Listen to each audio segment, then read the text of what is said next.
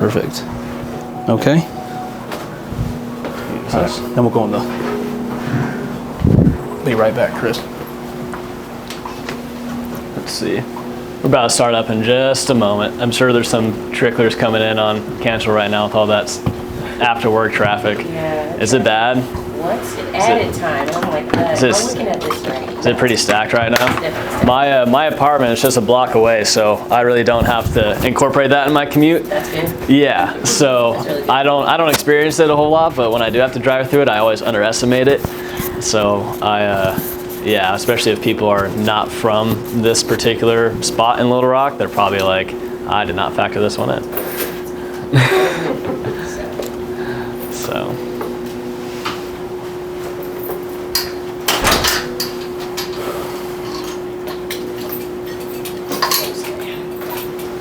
Yeah, so we're going to be going in on things you can do at home for gut health, breaking down gut-brain connection, how that's incorporated in terms of just day-to-day living, signs if there's any kind of disconnect with that, what you can do.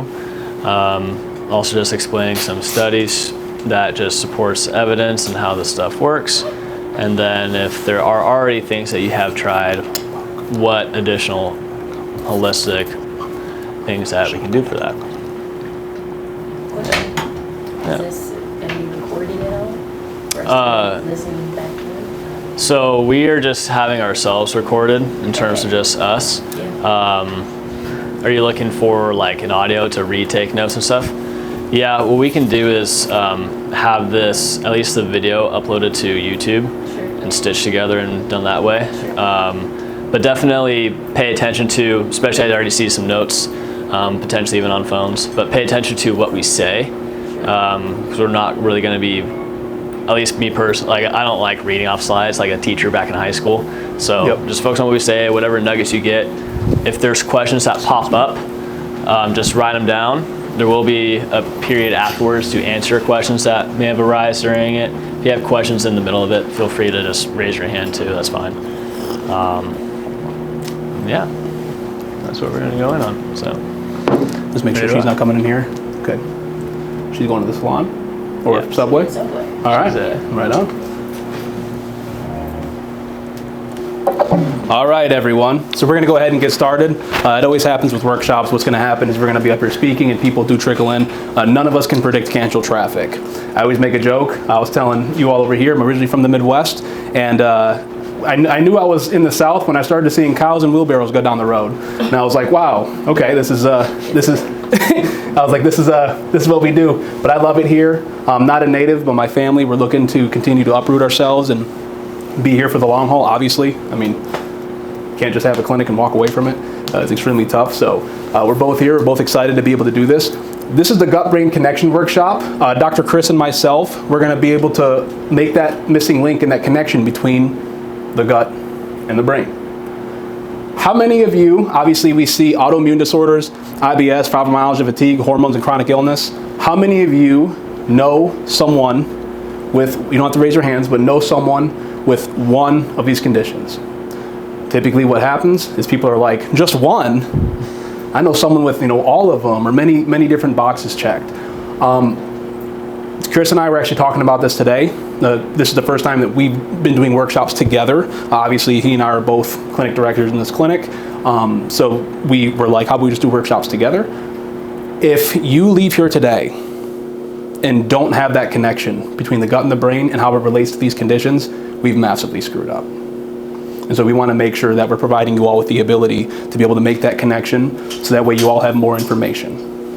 Mm-hmm. Yep, so we're just going to go ahead and just get it going. So just step in that. My name is Dr. Cam Daniels, just like I said.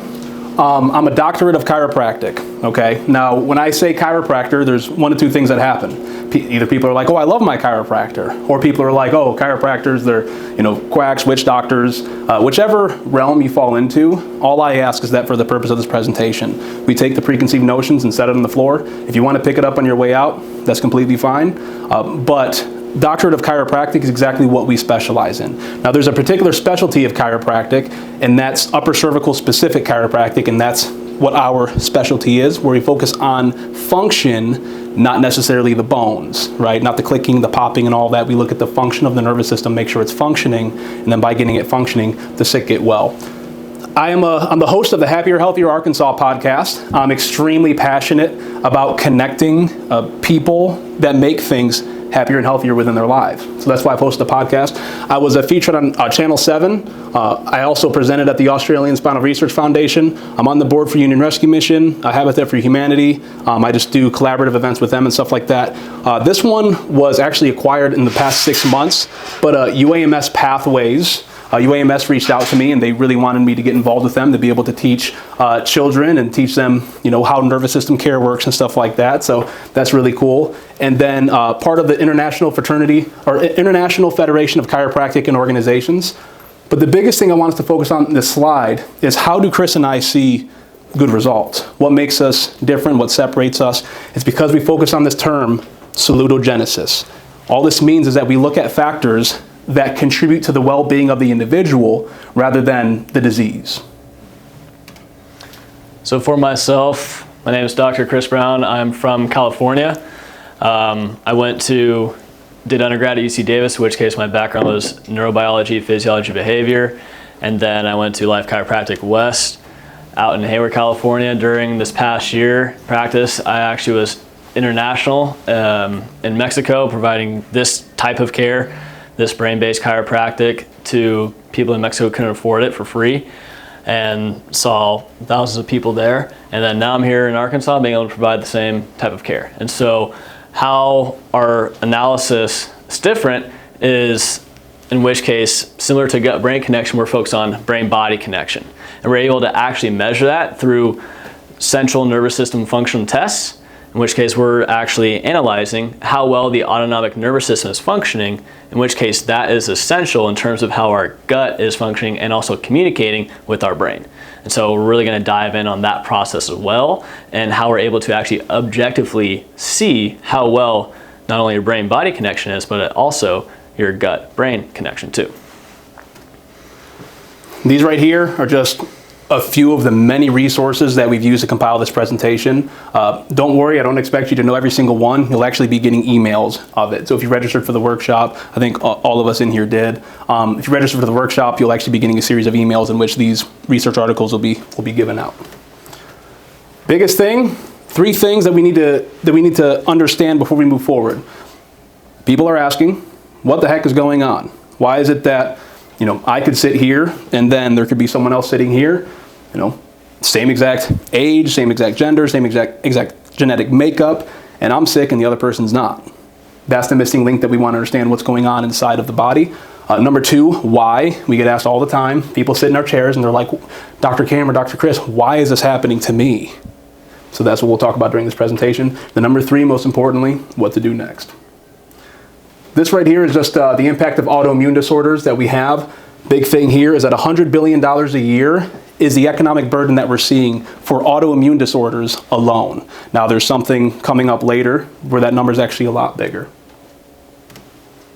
The autoimmune epidemic, this is a book that talks about that slide that we just talked about. As many as 1 in 9 women of childbearing years will be diagnosed with an autoimmune illness. Why does it impact women more than men? Well, we'll continue to talk about that as well. So with autoimmune diseases, typically that presents from a big stressful event, in which case your tolerance to that stress gets exceeded by the stress load inside your body, but that stress load might have been accumulated over time. The way that our bodies are designed and works, we're designed to actually be able to clear that stress out day in, day out. We're constantly exposed to stressors, and that's part of this resiliency of being a human being, is we're able to actually remove whatever daily stressors built up, clear that out, to prepare for the next day. Now, there are people in which case that stress load just continues to rise and it's exceeding the rate, in which case our brain is able to identify and clear that out, in which case once it exceeds that threshold, then it ends up being a massive flare-up, and that can result in autoimmune conditions. And especially in terms of gastrointestinal, in which case we're all here for gut-brain connection. If we have issues with our gastrointestinal health and fortification, then any kind of bacteria or viruses that come in through our mouth or our nose that gets into our gastrointestinal lining. If there's leakiness in that barrier, then that can actually get into our bloodstream and cause autoimmune conditions to pop up. But that brain is causing the gut to function and heal and regenerate and refortify the best of its capabilities. So autoimmune conditions, essentially, they come up. One of the major reasons that we see coupled when people check out our paperwork and we see an autoimmune condition, we always see either anxiety or depression checked as well. The reason why is because anxiety, right, is the fear of the future, the fear of what hasn't happened yet. We know that shame and guilt is obviously the fear of the past, right? Stuff that I've did, stuff that I've done wrong, things of that nature. So anxiety, obviously, as we all know, impacts a lot of people and causes a massive amount of stress on the body. But get this, 1 in 8 or 9 million children have an anxiety disorder, and this is children. And this number is obviously just increasing. And so why is it that these beautiful, healthy children are starting to experience more and more anxiety and depression in their lives?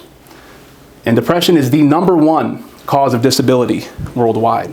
And the reason why they say this is because depression, just like I said with anxiety or depression, it's almost always correlated or linked to either an autoimmune condition, fibromyalgia, chronic fatigue, migraines, and all these different things. And obviously because people are depressed about the condition that they're suffering with. And they're also having extreme anxiety and depression because they're also not getting any answers. This is again just saying in terms of depression, 1 in 33 children and 1 in 8 adolescents.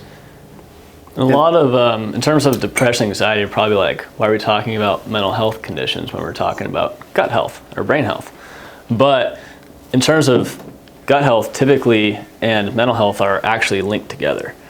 They're linked together in terms of what neurotransmitters such as serotonin, the happiness molecule, dopamine, the pleasure reward molecule, how much that is being expressed within our body.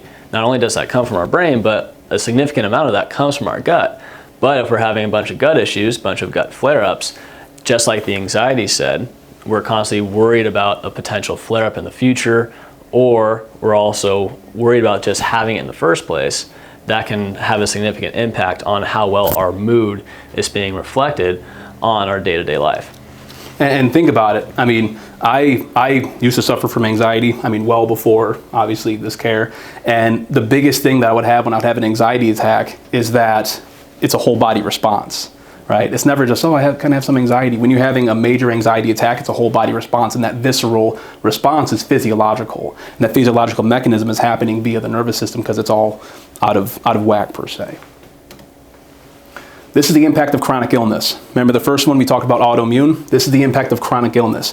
I wanted to write the number out, that way you all could see it, but that's $2.3 trillion a year is the economic burden of chronic disease and mental health in America. And I know you're, obviously, when we saw that, we were like, what? Yeah. The biggest thing is because when it comes to chronic illness, obviously people have to call off work, and obviously then that work loses money. People have to call off work, people have to reschedule things, because obviously they're not functioning, and obviously that's impacting people's ability to either go to work or run their business and things of that nature, and so that puts the burden on the economy as well. So this is a global systemic effect that we're seeing. All of us drove here, unless you took a Tesla or something.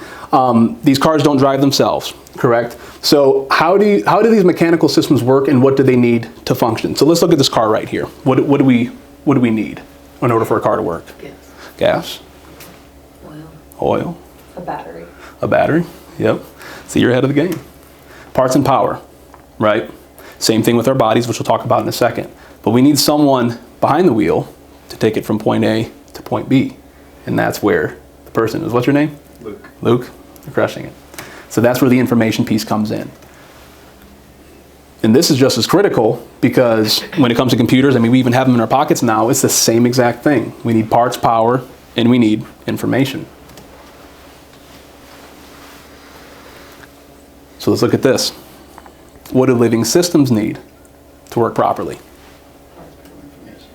Yep. So what makes up the parts? How are we able to be like this? So from the food that we eat, right? So like today, for example, I ate a salad.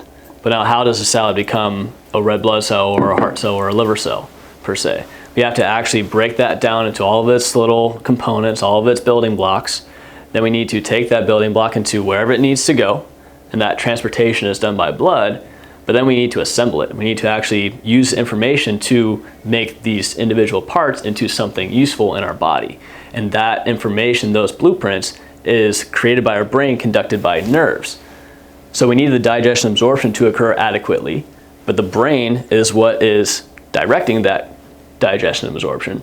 In order for the brain to function well, we need those building blocks to become new brain cells or provide oxygen or minerals. So we can see how intertwined and delicately related these two things are actually connected.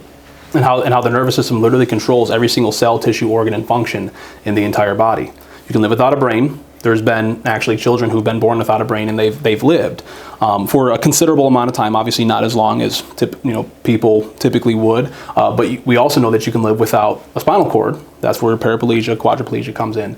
But there's not a living case out there there's not a living case out there that is alive via the brainstem. The brainstem is the most delicate area in the entire body. And so obviously with that delicate area, we need to take care of it. Why? Because the brainstem coordinates that nervous system flow between the brain and the rest of the body. The brainstem and the nervous system is the information piece. We have a lot of parts doctors out there. Knee doctors, heart doctors, lung doctors. We have a lot of power doctors that are starting to pop up, nutritionists, functional medicine, and things of that nature. But we have very few people that focus on the information piece. And that's why we're so passionate about teaching people. It's why we're so passionate about getting students to do this work and things of that nature, because we want people specializing in the information piece. Because when we have all three working in tandemly, that's a beautiful life to be living. And of course, our bodies are designed to eventually do what? Break down, right? Obviously we get age. Age obviously is a detriment to the body, and that's because as we grow older, especially if we have not been taking care of the nervous system and regulating it effectively, the body starts to fight against itself. The body starts to degrade on itself, and then that's where we see, a lot of problems pop up in the older years. In terms of our body being supposed to break down, we're also meant to be able to regenerate and refortify and recover. Because, for example, every 3 days we have a new gut lining. Every 150 days we have a whole new skin. Every 120 days we have all new red blood cells. So we're constantly recreating healthy new cells. And that's the same as that concept that I was talking about in terms of building blocks, going transported where they need to be, and then being assembled. That regeneration, refortification process, that is apparent in every single cell, tissue, muscle, organ, our entire body. It's not just a scab in our knee or a muscle strain. It's everything. And just like we keep on saying, there's one thing I want you guys to get out of this, is that the brain controls everything. The brainstem is the control panel to bridge the gap between brain and body. And again, just like we talked about with the plants, the same exact thing with our bodies. Biggest thing is obviously symptoms are just an expression of cause and effect. So we do not treat symptoms here at the specific. What we treat is nervous system dysfunction. We see symptoms clear up by undergoing care, and the reason why is because we're coordinating and working with that nervous system. But the biggest thing that causes interference inside of the body is stress. I know you get sick and tired of me saying this, but as a fire alarm was going off in here, okay? If the fire alarm was going off in here, and we saw smoke coming through that hallway, and I said, y'all just sit still. Fire alarm's blaring, going off. I go in the back, take off the fire alarm, and replace the battery, and put the fire alarm back, and then I come out here. Would you all still be here? Nope, you'd be out that door. And the reality is, that's what we're doing in America a lot of times today, is we're focusing so much on the symptoms that we're not actually necessarily getting to the cause. The cause is the fire. The symptom is the fire alarm that's going off. So what we have to do is we have to be able to check the body, test that fire alarm, see if that fire alarm is going off inside of the body, and then shut it off. Stress is the number one cause of interference inside of the body. And if our body is unable to adapt to those stressors that are coming in, it creates a response, a visceral response inside of our body. And then when that visceral response stays high, the body starts to manifest itself as symptoms. And speaking of stress, you want to take it away, Chris? Yes, so we are going to be coordinating a stress regulation workshop, in which case we're going to be doing this online.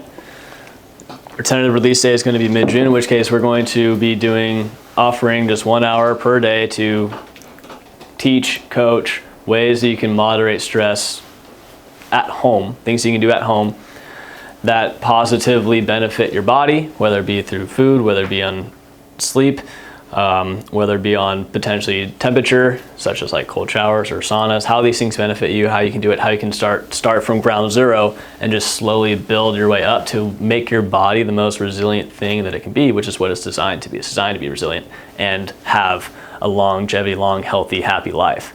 All right, and so we're going to be offering this workshop. This is the first time that we're offering a wait list for it. So if you guys are interested in it, feel free to scan the QR code. Yeah, because that QR code, what it's going to do is it's going to take you to a landing page. It's going to take you to a landing page where you can sign up for the wait list. And then as more information comes out, we'll slowly drip it to people on exactly what it is and what to expect from the workshop. The biggest thing is that when we do this workshop, people are going to get an immense amount of results just from the workshop alone. This is going to be the stuff that we tell our people throughout their care programs to be able to get them to function once they get past the intensive phase of care. So that'll take you right to the landing page. What it's going to look like is Chris and I are going to be right up here.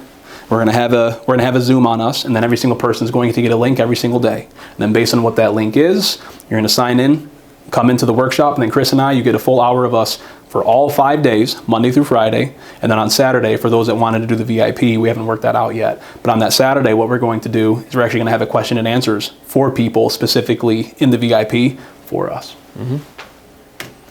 So keep moving on. What is the gut-brain disorder trifecta? Well, like I said, we have the chronic environmental stressors that are coming in, and all of that impacts the nervous system. And then what this does is it causes the body to react in a way and will lead to leaky gut. How many of you heard of leaky gut before? Okay. We'll talk about that briefly in a second then. What this can cause then, that leaky gut, it causes autoimmune reactions, immune hypersensitivity, and different things of that nature. But here's the thing. Raise your hand if you believe that the body's designed to heal itself. There's some exceptions, right? But for the most part, our bodies are designed to heal itself. So why would it ever want to? Exactly. Why would it ever want to fight against itself? Or what's interfering with that healing mechanism? Right. And it's the body's inability to respond to stressors. So leaky gut? Yep. So in terms of leaky gut, this is when foods that we are ingesting, basically that healing mechanism that is created by the brain, it's not getting to our body. And so our gut over time, it recycles every 3 days. And if it's not being replenished and refortified adequately, then there's going to be some holes in the wall. There's going to be some gaps, some lapses, some breaches in that barrier, because essentially our gut is our protection against bacteria and viruses from what we eat or what we breathe. And if there are holes in the foundation, then those bacteria and viruses, pathogens, little micro guys, are going to be able to get through, and now they have access to our bloodstream. Now they can go to different organ systems, and then they can lead to high levels of stress and inflammation, which can result in autoimmune issues, allergies, hypersensitivity, increased stress loads, just systemic inflammatory issues that start affecting one organ system, and then that has an effect on another, and now we have this big snowball that's occurring due to all these effects from our gut not actually being refortified, because that healing capability that's contained within our brain is getting choked off. So what are some signs you have leaky gut and leaky brain? Leaky gut, bloating, gas, cramps, food allergy sensitivities, hormonal issues. Leaky brain, chronic fatigue, fibromyalgia, brain fog, mood issues, and everything of that nature. And again, the symptoms that a person is experiencing isn't necessarily the cause. Just because I have brain fog, it doesn't mean I have to live with brain fog the rest of my life, right? Just because I have fibromyalgia does not mean I have to live with fibromyalgia the rest of my life. It's just a symptom or a diagnosis. A diagnosis is just a conglomeration of a bunch of different symptoms that a person presents with. And the thing is, a lot of these different things that people have, they get all the tests in the world done. Right? They get all the tests in the world done, but no one actually tests the information that's traveling in and through their nervous system from the brain to the rest of the body. And that's also why we're passionate about doing this. So what are some top 7 foods that cause leaky gut? You can take a look here. Feel free to take a picture of it or write these down. And again, you'll be getting all of these different, all this different information as well. And I'll also put this up here as well. Foods that help leaky gut, all of this. But here's the thing. We can do everything in the world to stop eating the foods that cause leaky gut and eat the foods that help leaky gut, But if the body's not able to effectively regulate the processes because that healing mechanism between the brain and the body is destroyed, it's not going to be able to absorb the nutrients to be able to create that healing mechanism that's possible. Right. So we can do all the things that we can do every single day in, day out. We can eat all the healthy foods. We can stop eating all these things. But how do you actually know if what you're doing is getting integrated appropriately? How do you know all the things that you're doing for the health and longevity of your body is actually being integrated in your system at its peak capability? You don't know unless we actually are able to measure and test it, which is what we're able to do in this office. And how do we know that because a lot of times pressure changes can affect a lot of people when it comes to symptoms. So like, for example, when the tornado came through, that barometric pressure changes, it causes a massive flare-up in people. It's because their body's unable to regulate that stress that's coming into the system. So how do we measure and make sure that the system is clear so that way when the storm fronts come in, we don't have to experience the stuff that causes the symptoms? And it's getting the nervous system checked in. It's seeing if what's happening in the upper two bones of the neck, it's seeing that if what's happening is being interfered, and if there is interference, eliminating that interference and allowing the body to express itself in the way that it was supposed to. So what's the literal connection of the gut-brain connection? So we have our brain, right? It's in our head. And then we have our body. So what's that little tiny link? It's our brain stem. Our brain stem houses all of our digestive centers. It's basically the control panel for our digestive centers. It also has a control panel for our cardiorespiratory, so heart and lung function. It also houses the vagus nerve, which is 90% of our digestive system function. And so if there's any kind of stress being placed on the brainstem, then all of those centers start getting just chaotic neurologic input, and now they're not going to be functioning in that state. In order to have proper digestion and absorption, we need to be in a rest and digest relaxed mode. But if the brainstem is getting stressed out, then we're going to be more in a fight or flight, hyper stressed out, anxious, taut, like my muscles are all squeezed all the time, I can't release it. Then that actually inhibits this digestive process. It inhibits my digestive center. It causes my cardiorespiratory center to be haywire. It shuts down my vagus nerve completely. And therefore, these organ systems aren't actually working the way they're supposed to. And so vagal tone is extremely important when it comes to the autonomic nervous system or an autonomic reset. The vagal nerve is extremely important. So when it comes to the autonomic nervous system, we have the two different areas that Chris talked about. We have the sympathetic and parasympathetic. Which one do you think, out of fight, flight, or freeze, or resting, digesting, repair, and development, which one do you think a majority of, not only the country, but what do you think a majority of the world operates out of? The one on the right? Fight, freeze. Exactly. And so you hear people say where it's like, I'm just so tense all the time, or I can't sleep, my thoughts are always racing, I get anxious randomly. Why? And it's because the body's unable to process that amount of information. Well, it's like, why are they stuck? And you can see here, like, you can note survival, you can note growth and potential, but if we're constantly in this survival mode, then that growth and potential never even has an opportunity to have the switch turned on. You can have all these different organs going through here, but the control panel for all these organs is not in here, it's actually right there. In the brainstem, the upper two bones in the neck. That's exactly where we specialize. Inside of, and then how those upper two bones impact the nervous system. People, believe it or not, there are people out there that don't have nervous system problems. But there are people that have all the symptoms under the sun, and it's not necessarily coming from the nervous system. You have people that don't have any symptoms at all, and they actually have something going on inside of their nervous system. You don't know just based on symptoms, you know based on testing.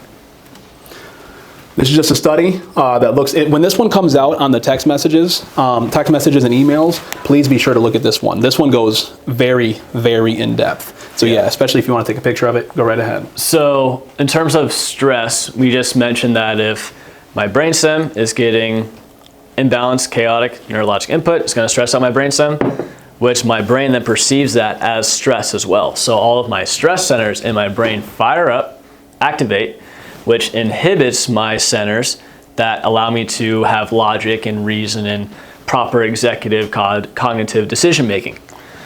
And so that's going to fire up my stress hormones, such as cortisol, norepinephrine, epinephrine, which are created in my adrenals And they're gonna be constantly in that. We just said that majority of people are in my survival, fight or flight, freeze mode all the time.